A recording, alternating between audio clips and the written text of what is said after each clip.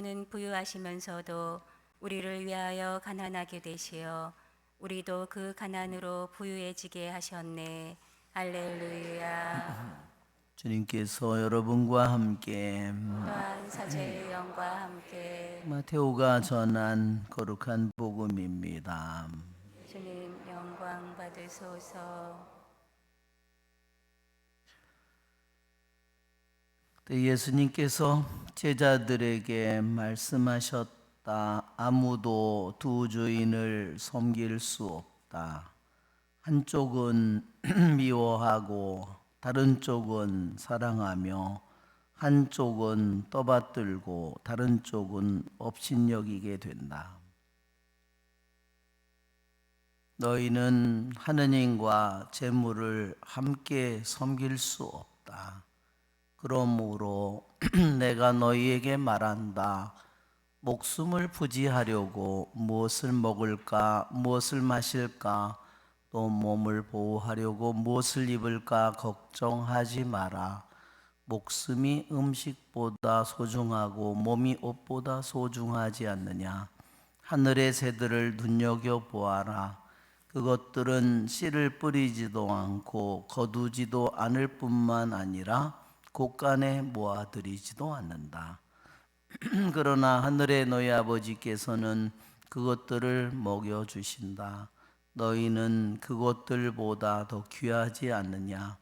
너희 가운데 누가 걱정한다고 해서 자기 수명을 조금이라도 늘릴 수 있느냐. 그리고 너희는 왜 옷 걱정을 하느냐. 들에 핀 나리꽃들이 어떻게 자라는지 지켜보아라. 그것들은 애쓰지도 않고 길쌈도 하지 않는다. 그러나 내가 너희에게 말한다. 솔로몬도 그 온갖 영화 속에서 이 꽃 하나만큼 차려입지 못하였다. 오늘 서 있다가도 내일이면 아궁이에 던져질 들풀까지 하느님께서 이처럼 입히시거든 너희야 훨씬 더 잘 입히시지 않겠느냐. 이 믿음이 약한 자들아, 그러므로 너희는 무엇을 먹을까, 무엇을 마실까, 무엇을 차려입을까 하며 걱정하지 마라. 이런 것들은 모두 다른 민족들이 애써 찾는 것이다.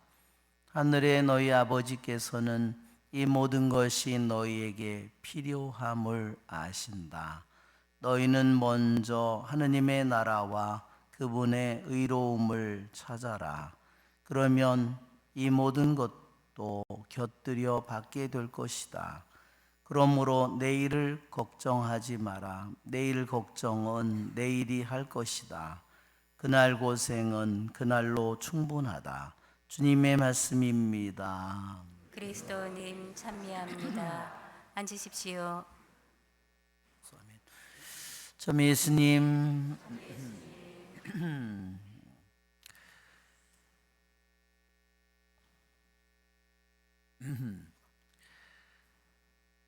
오늘 복음의 말씀에 주님께서는 우리가 너무나도 잘 아는 아무도 두 주인을 섬길 수 없다 이렇게 말씀하십니다. 우리는 하느님을 주님으로 부르도록 부르심을 받은 사람들입니다. 또한 우리는 율법에서 항상 신명기 6장 4절에서 들어라 이스라엘아 하느님은 오직 한 분뿐이시다. 그렇죠? 왜 이렇게 성경은 한 분이신 하느님을 강조할까?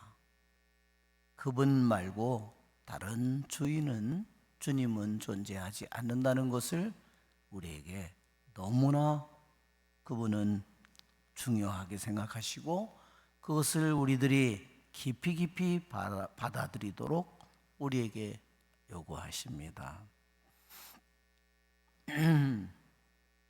우리에게 주인이 하나라는 것은 우리에게 가장 첫째가 되는 것은 바로 주님이어야 한다는 것을 우리에게 가르치십니다.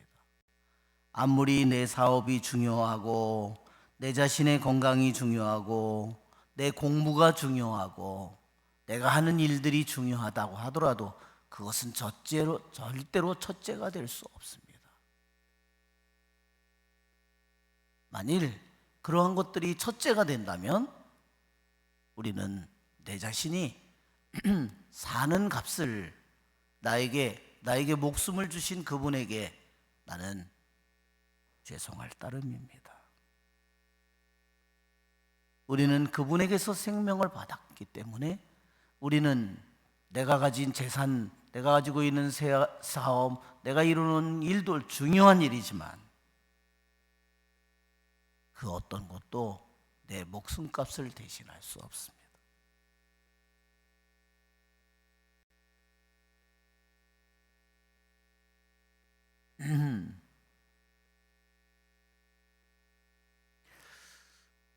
기도를 받을 때 항상 사람들이 제가 자주 듣는 그런 말씀이, 기도를 받을 때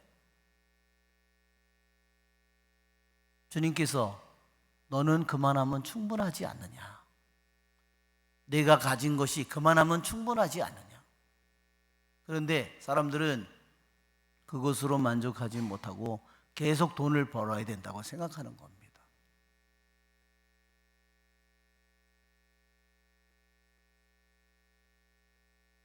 은퇴를 하고 내가 계속 돈을 벌려는 사람은 뭐가 첫째가 될까요? 점점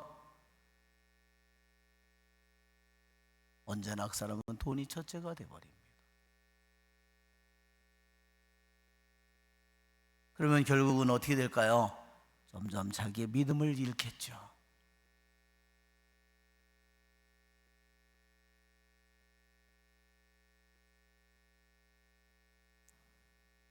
돈을 따라가면 결국은 돈이 그 사람에게, 돈은 절대로 주인이 될 수 없는 것입니다.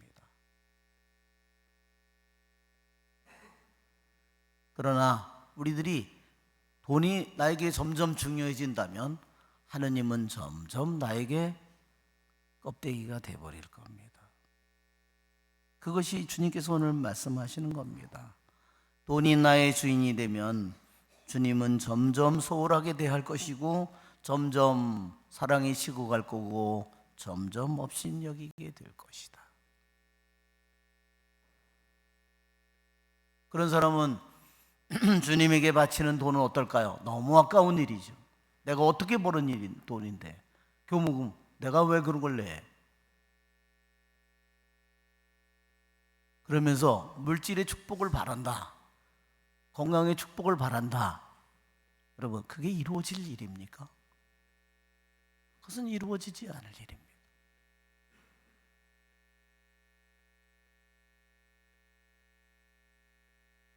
그러기에 신명기 6장 4절에 주님께서는 구약 성경의 가장 중요한 기절이 내 마음을 다해서 들어라 이스라엘아, 내 마음을 다해서 목숨을 다해서 힘을 다해서 그분을 사랑하라는 것이 바로 주님께로부터 우리들이 받은 계명입니다.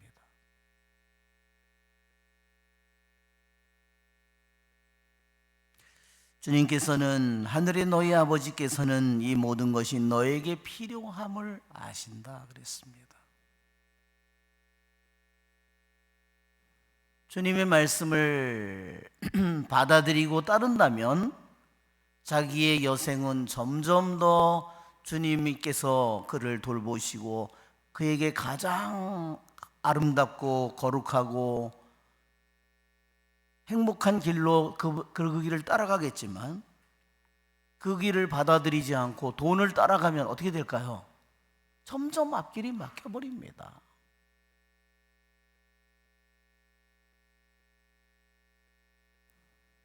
저는 여러 사람들에게서 그런 모습을 은퇴한 사람들에게 봤어요.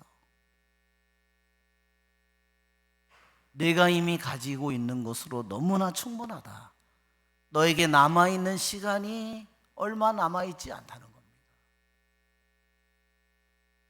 내 앞에 나와서 너는 열심히 내 영혼을 가꾸고 기도하고 내 영혼을 주님에게 갈 준비를 해야 되는데 그런 일들은 완전히 손을 놓고 돈에 모든 것을 걸고 자기의 취미를 위해서 살고 있는 겁니다. 주님께서는 너희는 먼저 하느님의 나라와 그분의 의로움을 찾아라 그랬습니다.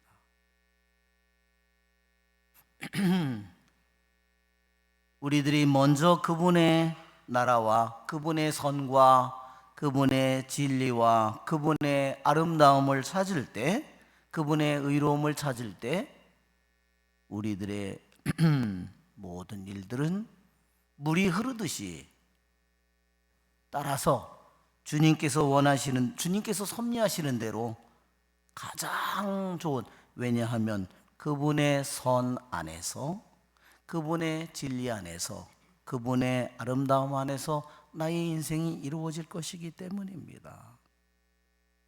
시편 27편에 그랬습니다.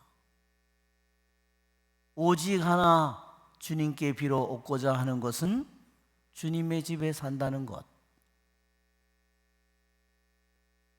주님의 얼굴을 찾아라.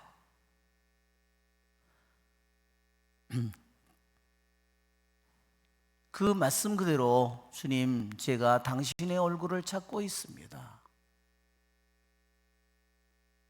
그가 끊임없이 생각으로나 뜻으로나 행동으로나 끊임없이 주님의 얼굴을 찾고 있는 사람은 점점 더 그분의 말씀을 소중하게 여길 것이고, 그분의 뜻을 소중하게 여길 것이고, 그분의 말씀을 소중하게 여길 것이고, 그분을 점점 닮아가게 될 것이고, 점점 그분과 하나가 되어갈 것입니다. 우리의 좋으신 주님을 찬미합시다. 성찬 전례를 시작합니다. 봉헌성가 212번 부르겠습니다.